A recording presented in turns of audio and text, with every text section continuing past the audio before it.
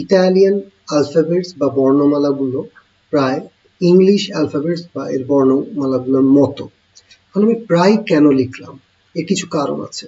তার আগে আমরা একটু ইংলিশ যে অ্যালফাবেটস গুলো আছে সেগুলোকে একটু রিক্যাপ করে আসি। ইংলিশে এ থেকে জেড পর্যন্ত টোটাল বর্ণমালার সংখ্যা 26টি। ইটালিয়ান অ্যালফাবেটস গুলো লাকিলি সবই সেম, শুধু দু রকমের ডিফারেন্স ইটালিয়ান অ্যালফাবেটসে পাওয়া যায় ইংলিশ অ্যালফাবেটস থেকে। এর প্রথমটা হচ্ছে এর নাম্বার, অর্থাৎ আবারও আপনারা দেখতে পাচ্ছেন যে ইংলিশ অ্যালফাবেটস এর টোটাল নাম্বার হচ্ছে 26 এ থেকে জেড পর্যন্ত, কিন্তু ইটালিয়ান অ্যালফাবেটস এর ক্ষেত্রে সেই নাম্বারটা হয়ে যাবে 21।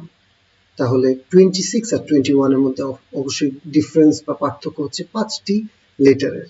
তাহলে কোন সেই 5টি লেটার?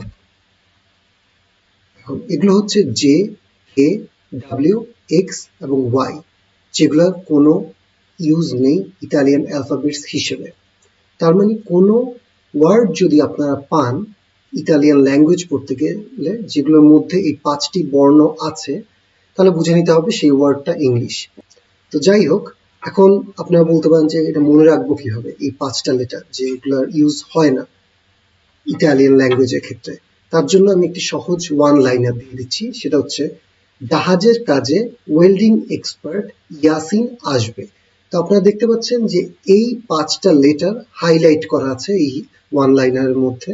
তাহলে এই ওয়ান লাইনারটা মনে রাখলেই আপনাদের মনে থাকবে সবসময় যে কোন 5টি লেটার ইটালিয়ান ল্যাঙ্গুয়েজে ইউজ হয় না।